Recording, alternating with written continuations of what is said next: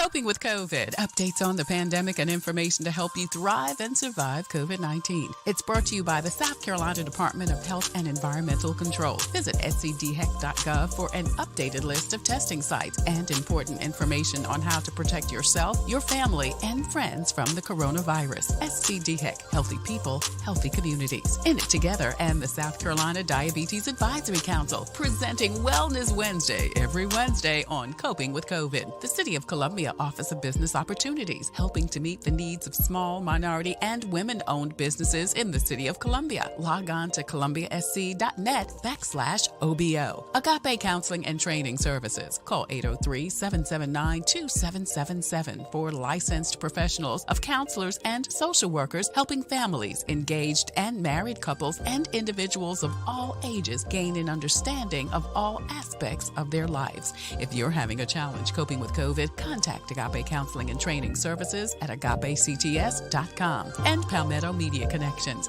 connecting media and communities together. Coping with COVID, brought to you by SCDHEC. In it together, the Diabetes Advisory Council, the City of Columbia Office of Business Opportunities, Agape Counseling and Training Center, and Palmetto Media Connections. Coping with COVID with Tre Tailor.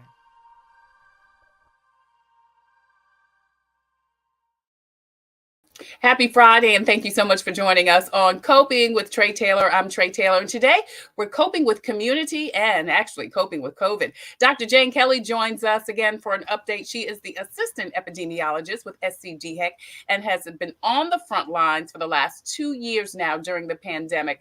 Dr. Kelly, thank you again so much for joining us today. Oh, as always, thank you for inviting me. Absolutely.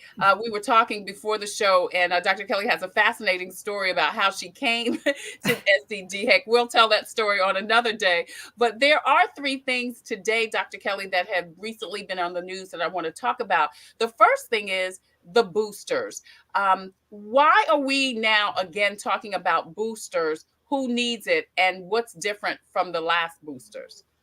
So what's different from the last boosters are that the recommendation had been for a booster dose for everybody. Right. You know, if you'd gotten your first 2 doses of vaccine, that you get a 3rd dose, a booster dose. And that's pretty routine. You know, if you look at, for example, the pediatric vaccine schedule of vaccines that we give kids, it's a rare vaccine that you only give 2 doses of. You know, MMR, you give 2 doses of. But all those other baby vaccines, baby shots, right? You give a sequence of them because you need to remind your immune system what to pay attention to. Right. So it's pretty routine to have 2 doses of a vaccine and then wait a period of time, 5 or 6 months, to give that booster. So that was the routine. The talk about yet another booster, a 4th dose or a 2nd booster, is a specific recommendation for certain people. And the reason this recommendation is being made is based on some data that has come out of Israel. You know, Israel is a highly vaccinated population overall. They really did a big push on vaccine, but they also started vaccinating people in December with a 4th dose. Not everybody, but they started vaccinating, for example, people over age 60. They gave them that 4th dose. And they also gave a 4th dose to workers in healthcare settings because they're the people who get exposed over and over again to COVID. And the results that have come in since then, now they're preliminary, right? I mean, we've got doses given in December. We've only got, January, February, March worth of data to follow up. So it's still a little bit tentative. But what they learned in doing that is that the 4th dose made a big difference for people over age 60 in terms of severe disease and hospitalization and death.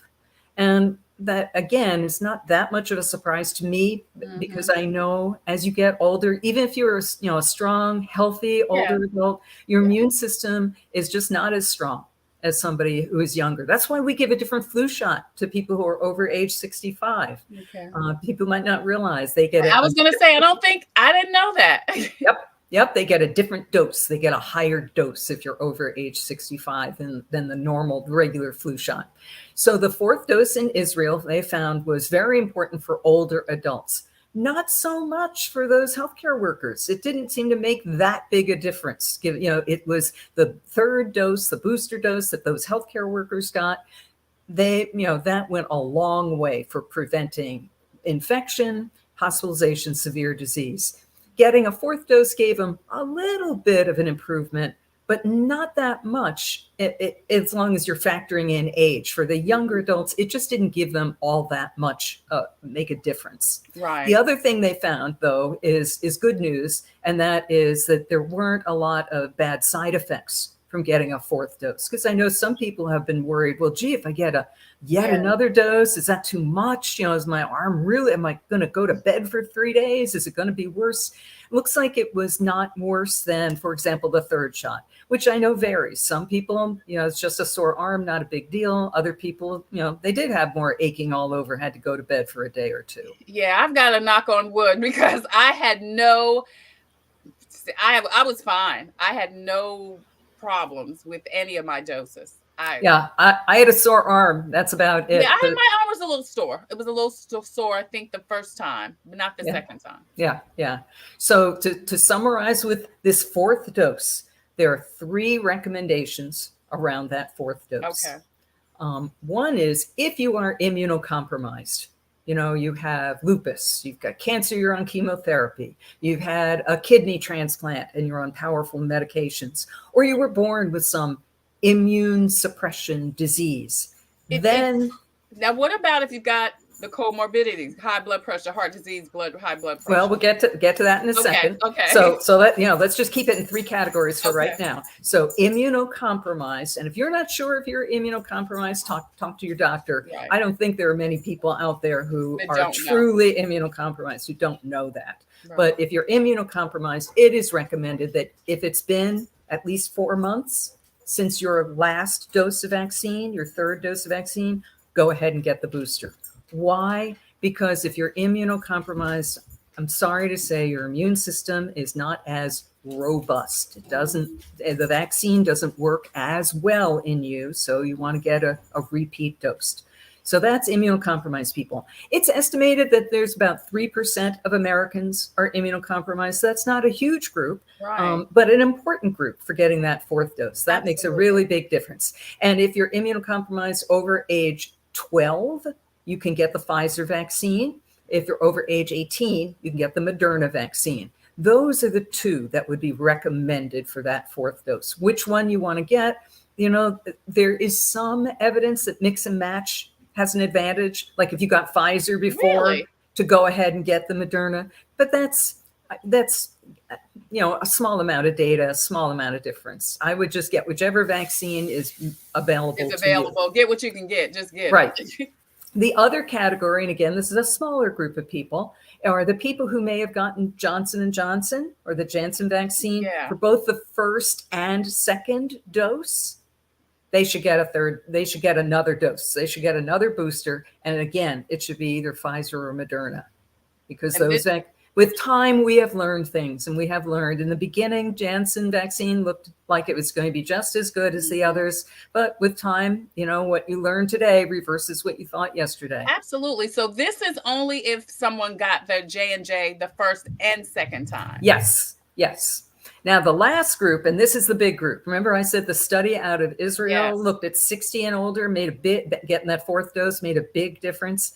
In the United States, FDA decided to suggest that you, not a strong recommendation, but it suggests that you are eligible to get a fourth dose if you're age 50 and older. Now, why did they choose 50? Because we know in America, people over age 50 often have a lot of comorbidities, meaning other medical conditions that put them at increased risk. And some of them are really common. High blood pressure is one of those risk conditions.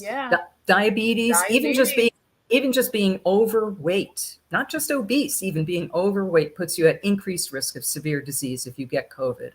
So the FDA and DHEC haven't come out with a strong push to get that fourth dose if you're over age 50, but rather to consider your personal health, your personal situation. And you may get that fourth dose if you want to get your fourth dose. I will tell you this, my husband got his fourth dose. I will get my fourth dose. I don't have chronic medical problems, but I'm over the age where I want to go ahead and boost that immune system one more time. Yeah, yeah. So do people need to get a doctor's order, whatever doctors can they just go in and say, I want number for my fourth? They can. And the 4-month recommendation is you want to make sure that there's been at least 4 months since your third dose. If it's been more than 4 months, that's fine. It's not like there's an expiration date and you have to start over again. If it's been 6 months, 8 months since you got your third dose, that's okay. You can still get that fourth dose now. All right. So people can go ahead and start getting them. As you said, if you're over 50, if you have the comorbidities, high blood pressure, heart disease, and diabetes, high blood pressure, heart disease, or if you have some type of autoimmune situation, you definitely need to do that. All right. So, and you need to get it also, as Dr. Kelly said, if you've got 2 of the J&J, go ahead and get either Moderna or Pfizer. All right. Right. But not for kids. Well, right now, the recommendation is not to give a booster for kids because it doesn't look like it's needed. Remember, children have a very strong immune response. So what evidence we have thus far is that they don't need to get a booster. That may change in the future. Like I said, as time goes on, this is still a new disease to us. I mean, I know 2 years, it seems like it's been forever, but that's really a short amount of time for learning about a new virus, a new disease. We're talking to Dr. Jane Kelly. She is assistant epidemiologist for SCDHEC. I'm Tre Tailor. Thank everyone so much for watching. We're doing a quick COVID update. 3 things came out in the news this week. And Dr. Kelly, as always, has been so gracious to come on and tell us about it. So please post and share so we can get the message to the masses. Coverage, we heard this week, Dr. Kelly, may be ending for folks that are not insured. That would mean the free treatment they get if they have COVID, the free tests and vaccinations may be coming to an end. Is that the case everywhere? Well, let me clarify that a little bit, and it does vary by state, but nationally, overall, there has been, since the beginning of this pandemic, a HRSA COVID-19 funding program for the uninsured. Now, vaccines are going to remain free. What that program covered is if you went to get your vaccine, there's an administrative cost. It costs something to have a nurse or a pharmacist or someone give you that shot. You still got to pay that person's salary. So that administrative cost was covered by this special program through HRSA. They've also covered the funding for testing and for the special treatments, but again, the administration of them, starting IV or doing the test, that's the funding that is ending. So vaccine remains free, testing remains free, treatments remain free, but there can be a charge of administrative fee. Now, if you're insured or if you have Medicare or Medicaid, most of those will continue to cover. But if you are completely uninsured, you don't have ACA, you have nothing, the concern is that you may be billed for somebody giving you that shot or billed for somebody doing that test. The good news in South Carolina is that we have an additional program through Medicaid right now that will continue to cover those costs. So if you're living in South Carolina, or if you're having a test or a vaccine or a treatment in South Carolina, right now, even if you're uninsured, there is still funding that covers that administrative fee. But it won't be here forever. It has to do with the state that's considered right now a public health emergency. So Medicaid will cover it during this public health emergency. Who decides whether something's a public health emergency or not? Well, that's a political thing, whether something is declared a public health emergency. So for right now, yes, the funding for those administration for those things is going away, but in South Carolina, we are still covered. My message, though, for the future is that coverage is not going to last forever. And once, we've got funding right now also for the, vaccines are free, testing is free, treatments are free. Funding for that's going to run out eventually. And unless Congress votes for, to support more funding to buy more vaccine, more tests, et cetera, we may be in a tough place.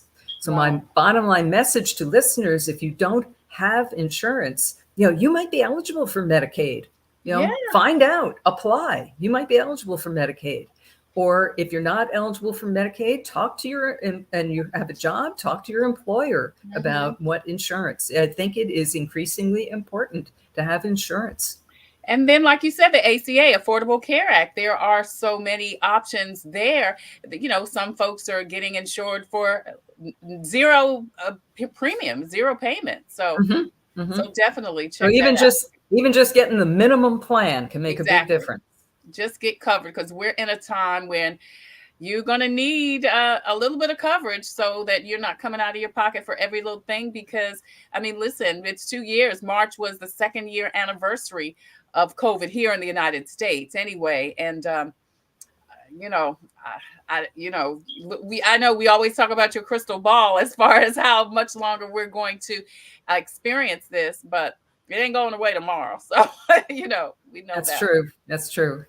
Dr. Jane Kelly joins us from SCDHEC, where she is the assistant epidemiologist, and she's been gracious enough to join us again today to give us some updates. The other thing that came out in the news today is that South Carolina is joining 20 other states in stopping the wearing of masks.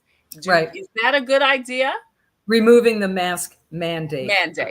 Now, just because a mask mandate is removed doesn't mean that you have to stop wearing your mask. Right. But it does give people more individual decision-making choices about wearing a mask. And, I'll just tell you what I do personally. If I'm outdoors, I don't worry about wearing a mask. And if I'm getting together with a small group of friends, and honestly, all of my friends are vaccinated, I feel comfortable getting together with them. If I'm going to go to an indoor setting that's a little bit crowded, for example, I've recently gone to a play, and another time I went to an open house, people are all circulating inside. I wore my mask. I have a lot of confidence in the vaccine, and I am vaccinated and boosted, but I don't want any kind of COVID, and I don't want to risk bringing it home. So, and you don't know what other people have. That's the other thing is, what's happening at your house, but you cannot for sure say, as you say, you and your friends are your circle, but all these other folks. That's right. You go to the movies, you don't know who you're in there. You're sitting in there for 2 hours. You don't know who you're sitting with. Right.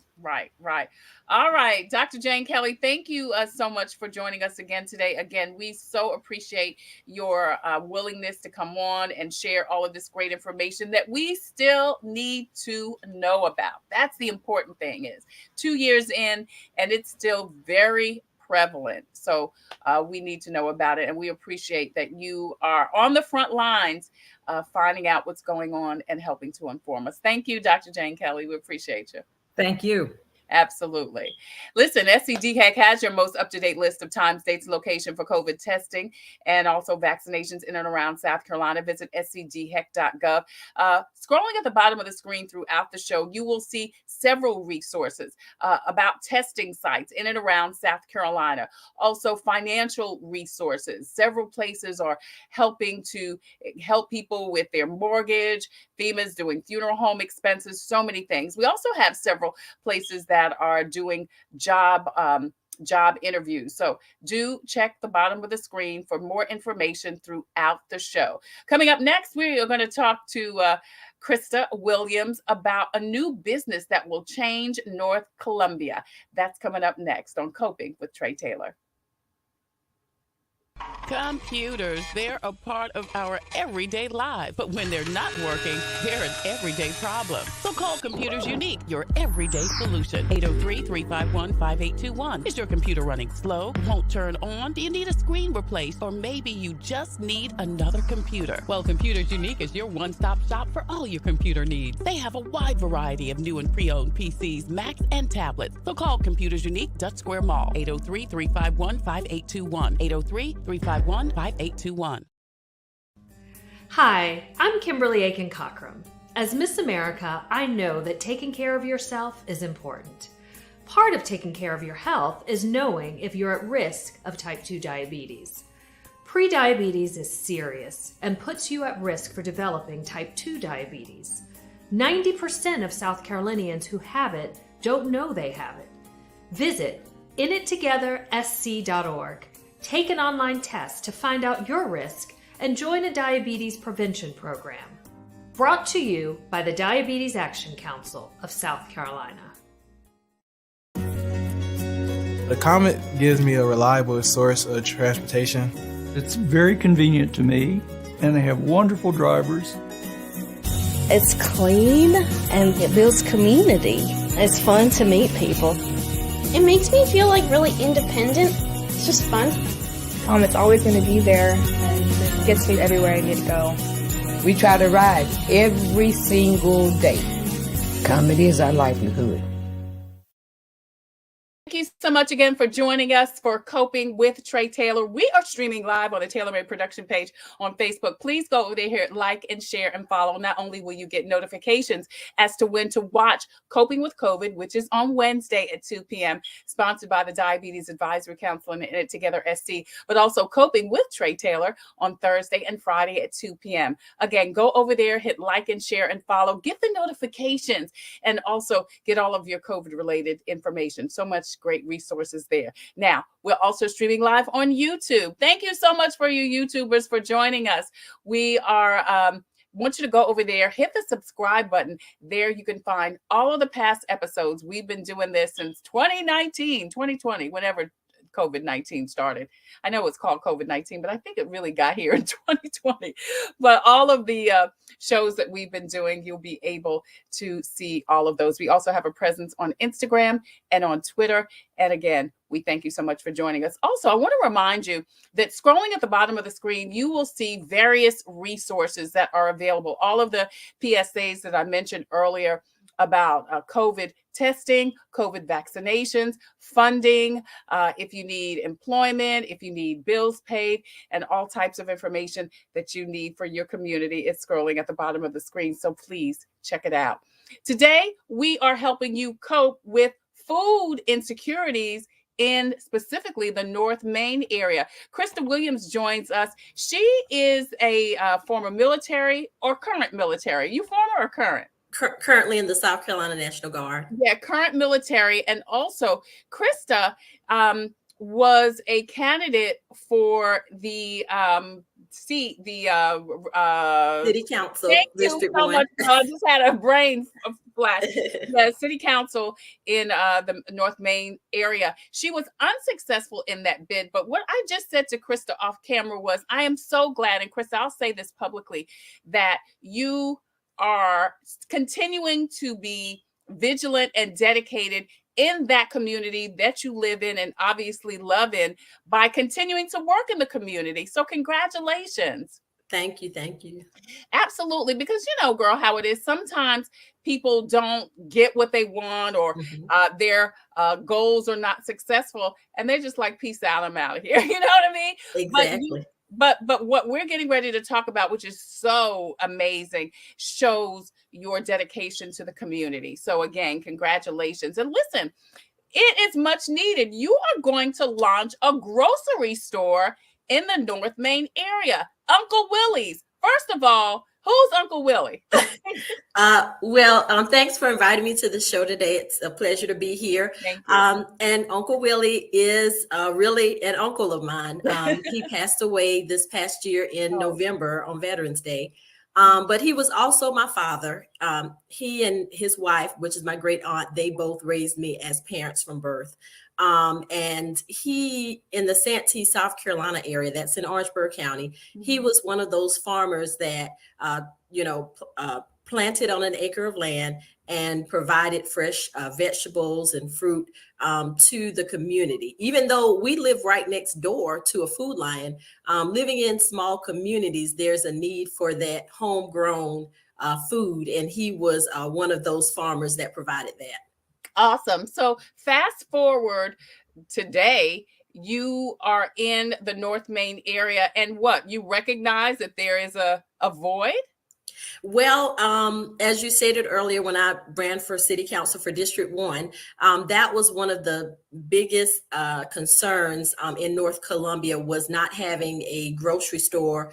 I would say using Columbia College as a landmark all the way up to Elmwood Avenue towards downtown Columbia. That was a primary concern. So I got to. I'm trying to think, where is the closest grocery store in that area? On that North Main stretch? Well, I live on Colonial Drive, so that's behind the college, and we have Food Lion off of Fairfield, and then we have Piggly Wiggly that's further down north towards the Greenview community. But when you're going south from Columbia College back to downtown, the direction of downtown, there's not anything there. There's a dollar store that's in the vicinity on the backside of North Main where Farrow Road is. But other than that, you have your Dollar Generals and your Family Dollar. So not a full service grocery store that sells fresh produce and meats. Right. Now, of course, there was one there years and years ago. I think I remember it being a Winn-Dixie or something. I don't remember what it is. But as you said, you recognize that there was a need. Go ahead. Yes. And that current building where the Bi-Lo used to be across from Hyatt Park is now going to be, I believe, in O'Reilly's Auto Parts Center. That was one of the areas I did check into, and I did contact Bi-Lo to find out what happened. And it was more from a financial standpoint and just the maintenance costs for the building. That building, and I was in the process of looking for buildings to lease or purchase for the grocery store. That building was leasing for $14,000 a month. Wow. Oh my goodness. Yes. And so that's one of the things, even when you do have a big chain, you have the costly lease amounts plus the overhead of maintaining the facility, and, looking at how are our sales doing. So I was intent on trying to narrow those expenses down and put our grocery store into a smaller building to eliminate a lot of those costs. Right. So where did you decide on? Tell us about the location.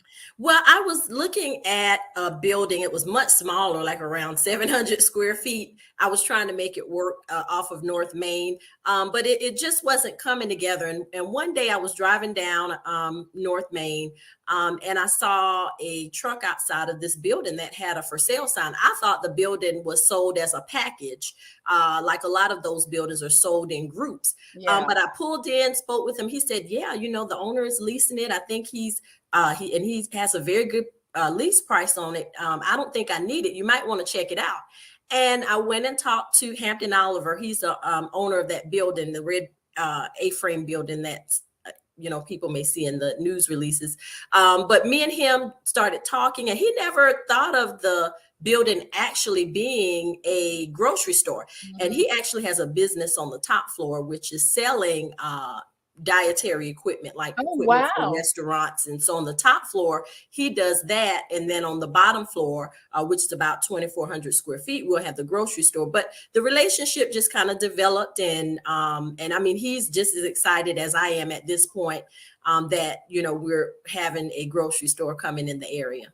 Christa Williams joins us today on Coping with Tre Tailor, and we are coping with and finding a solution Christa has for the food insecurities, which is a big issue, not only in Columbia, South Carolina, but across our country, Christa. Mm-hmm. But she is doing more than talking about it. She is being about it and has launched, getting ready to launch Uncle Willies Grocery Store. So you say it's on North Main. It's in that red frame building on North Main Street. So tell us, what are you going to offer at Uncle Willies? Well, I'm leaving that up to the community, and I've gotten a lot of great feedback. We've had an open house on February 26th. We'll have another open house this coming Saturday on March 12th, where community members can come in, look around the building, showcase their products if they are local vendors, and let us know what they would like to see in the store. We've gotten a lot of suggestions for vegan options in the store. Of course, fresh produce, meats, some bakery items. And, we do want to offer beauty products. I've had 2 companies that sell soap products, local soap products in the area, which includes chapstick, lotions, natural lotions, and even some things for men that work under cars and do mechanical work, the natural soaps that they can wash with. And we're also going to be offering household items. We have a line of, which I'm very excited about, a line of doggy treats, fresh baked doggy treats that we're going to be offering in the store. We're also working with a local designer that's going to be putting some apron designs together for bakers or people that own grocery stores, just to look fashionable throughout the week. So we really want to open the doors for local people that have local talents to put their items on the shelves in Uncle Willie's. So it's so much more than just a grocery store, from what I hear you saying, Christa. It's a way for, as you say, the community at large to vend, offer their products and services to the community. Yes. We'll be, we have coolers and freezers. So, we'll have a little of everything. But we'll also have what we call the Noma Art Bar. And for the items because we can't put everything on the shelves for the grocery store, we'll have a section of the store that can be rented out, where artists, for instance, can come and showcase their art for the day as a retail spot to sell. We will be gearing up. The first phase of our advertising is geared towards, getting that local support. But as the months go on, especially into the summer, as people are starting to travel more, hopefully we get some cheaper gas prices. But we're going to be gearing up to do a lot of advertising to get more tourists, people that are staying in the hotels, our international communities, to come visit the store, because it is going to be one of those places that you can come visit to get a taste or a feel of Columbia. So we do want to put it on that tourist market as well. So what will the hours of operation be, Christa, and when is the official launch of Uncle Willie's? Okay, so we are having interviews this weekend for our store manager and for our admin sales. Which is the other thing that you are offering. And I was going to say, you are hiring people. You are offering an opportunity for people to get back to work. Yes. And so the hours are going to be great because, at some point, I'm going to be doing this thing full time as an entrepreneur. And I don't want anybody to work any more than I have to. So the hours are going to be 10 a.m. to 7, which are good hours. You don't have to get up too early and don't have to get off too late. And those hours, and that's Monday through Saturday from 10 to 7. On Sundays, it will be from 12 to 6. But there again, that's kind of up to the community. Those hours may fluctuate. We may open up a little early or stay open a little later, depending on what the needs of the community are. And we're looking at a target date of late April to open. I'm pushing to make sure we open on the date that we plan. However, we do have a little lag time with items being shipped. So I'm really trying to work with people in state, businesses in state. And if I can get supplies from right here in Columbia to do that, because that shipping delay is real. Oh, yeah. Christa, this is such an exciting venture, and I'm so happy for you. I mean, this is, what we talk about when you see a need and you are able to do something right here where you are. Uncle Willie's Grocery Store is going to be on North Main Street. Christa is going to open it in late April. But not only is it a full service grocery store, it's a venue and an opportunity for local vendors to offer their products and services to the community at large. She's already talking about doggy treats or animal treats, and also butters and all types of things. So please, keep your ears and eyes open for Uncle Willie's. Again, she is looking for people to hire. So she's got a full service grocery store. So folks need to get to work. So this is an excellent opportunity for anyone, but especially folks in that North Main area. Here's an opportunity for you to walk to work if you need a job and want to. Maybe somebody part-time, somebody an elderly person, maybe a disabled person, maybe a student. You can stop by and contact Christa Williams to get employed at Uncle Willie's. Christa, I am super excited about this. This is so amazing. Please let us know about the grand opening. We would love to come out, cover it, be live, and just really help you get the word out about what you're doing. How is the buzz in the community about it? The community is very excited, very excited. I before I even opened, when I just told a few people, even the female that designed the logo, she was even telling me when I first sat down with her last November to come up with the concept. She said, I told some people and they keep asking me, when is it coming? When is it going to open? And I'll tell you this story. When I first put I don't know if you've seen the video on Facebook, on social media, where it's like a virtual walkthrough of the building and it has some music behind it. Well, when I put that out, I was just putting that out as an announcement. And then it just took off and I started getting all these calls over the next 2 weeks for interviews. The power of social media, girl. The media got involved. So yes, people are really excited about it. And the biggest thing is what I'm hoping that this will inspire others to do things like this in their communities. I mean, like you said earlier, we have so many areas in South Carolina. For instance, later today, I'll be going into Summerton, South Carolina. They've been without a grocery store for a few years now. They either have to travel 15 miles to Manning, 10 miles to Santee, or 15 miles to Sumter. I mean, they have nothing.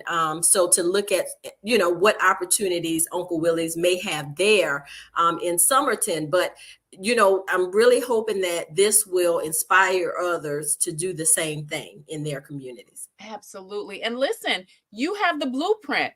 You can then maybe consult some other communities on how to get it done because you're getting it done. Yes, ma'am. You can have an Uncle Willie's franchise, girl. Yeah, we're hoping that this first model is successful and we're going to do everything. And each model is going to look different because every community is different, especially when you're looking at integrating the local talent into it. It's going to have its own flavor. Man, Christa, you are onto something, girl. You are onto something. I tell you, when we recognize the power that we have to affect a change, sometimes people want to do something big, but you got to start with something little or something first. You just got to start where you are and then trust and believe. I mean, I'm a believer, so you got to trust and believe in the Holy Spirit, in your ability, and then just start doing it. Like you said, you were thinking one place, it didn't work out. And I'm sure there were some times that you were high and then sometimes you were low, like, okay, God, this ain't working, but you pushed through. Yes. And I do want to point something out to people that are looking to do this, as part, like you said, highs and lows, and not to get discouraged. Oftentimes when and this provides clarity for communities as well, oftentimes when you're looking for a location to open up a business, and it may be something that the community needs, there may be buildings or there may be property that's for lease, but maybe the property owner just doesn't want it to lease it for that particular business idea. So I know we are looking for an area that's closer to Hyatt Park. And I have talked with a business owner there. Also, some of the buildings require so much renovations. So there are a lot of considerations that go into it, but the biggest thing is getting property owners and community members on board to say, hey, let's start addressing and using our resources to address needs in the community. Big corporate offices and businesses coming in are great, but making sure that the actual needs of the community are met, and then for the community members, ensuring that we take care of those establishments as well, supporting them. And if someone is doing, like we had a church recently that had some vandalism, making sure that we take care of the needed establishments in our community. Was there funding available that you could access through the city or state, Christa? Yes. The city is on board. We're finalizing some funding with the city, the Business of Office Opportunities with Melissa Linder. And I should know her name because she was my intern supervisor at one time, but Melissa Linder and Mr. Brett Whiting, he's the loan officer over there. So yes, they are working with Uncle Willie's, and once everything is finalized, we'll be putting some information out, from their end. But I'm really excited. Never once had any issues with working with the city with this project. Awesome. Well, listen, good luck to you. Congratulations. Like I said, please keep us in the loop. And thank God for Uncle Willie. This is the other thing, girl. You never know how you are going to be affected by the things you do and the things you've experienced, and what you do.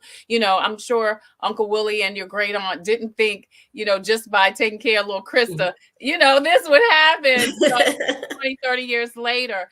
But listen, I tell you, girl, when we do the right thing, the right thing happens in the end. So thank you so much. You're welcome. Good luck to you. Congratulations. And once again, don't forget about Uncle Willies Grocery Store. It's coming to North Main Street in Columbia, South Carolina. Full service grocery store and vending opportunity for local vendors, local businesses to offer their goods and services. Christa, good luck to you. God bless. Congratulations. Yep. Thank you. Can't wait to see you at the grand opening. Me too, girl. Me too.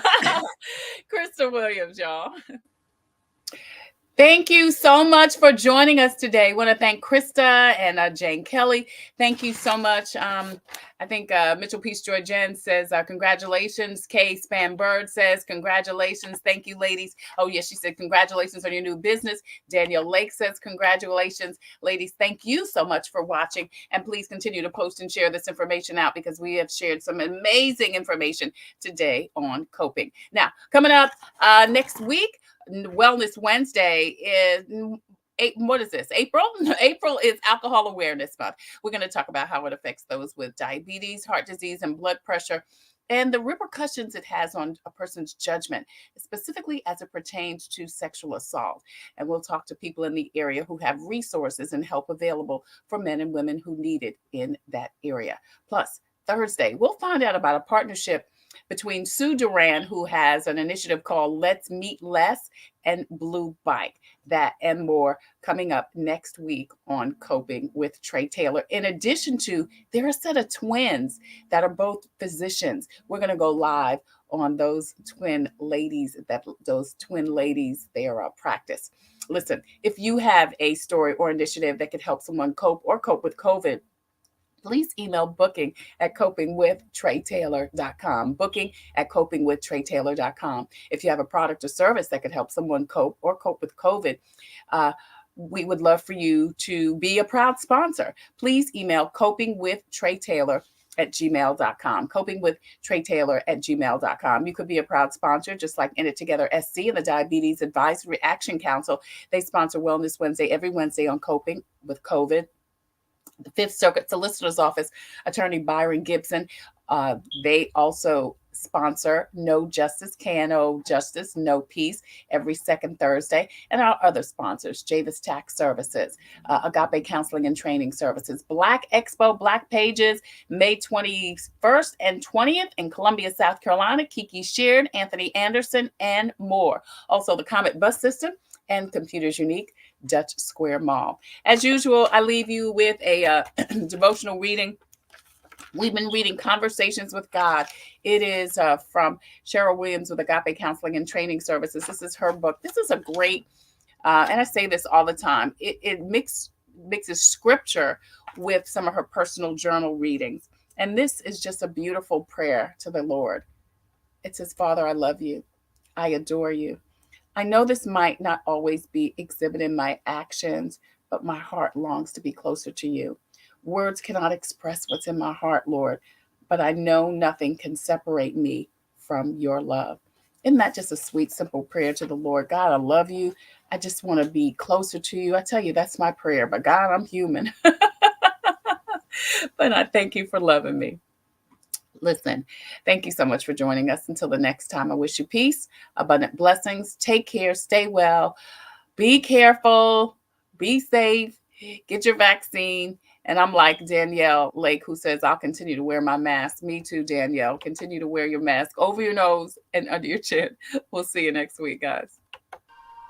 Coping with COVID. Updates on the pandemic and information to help you thrive and survive COVID-19. It's brought to you by the South Carolina Department of Health and Environmental Control. Visit scdheck.gov for an updated list of testing sites and important information on how to protect yourself, your family, and friends from the coronavirus. SCDHEC. Healthy people, healthy communities. In it together and the South Carolina Diabetes Advisory Council, presenting Wellness Wednesday every Wednesday on Coping with COVID. The City of Columbia Office of Business Opportunities, helping to meet the needs of small, minority, and women-owned businesses in the City of Columbia. Log on to columbiasc.net/OBO. Agape Counseling and Training Services. Call 803-779-2777 for licensed professionals of counselors and social workers helping families, engaged and married couples, and individuals of all ages gain an understanding of all aspects of their lives. If you're having a challenge coping with COVID, contact Agape Counseling and Training Services at agapects.com. And Palmetto Media Connections, connecting media and communities together. Coping with COVID, brought to you by SCDHEC. In it together, the Diabetes Advisory Council, the City of Columbia Office of Business Opportunities, Agape Counseling and Training Center, and Palmetto Media Connections. Coping with COVID with Tre Tailor.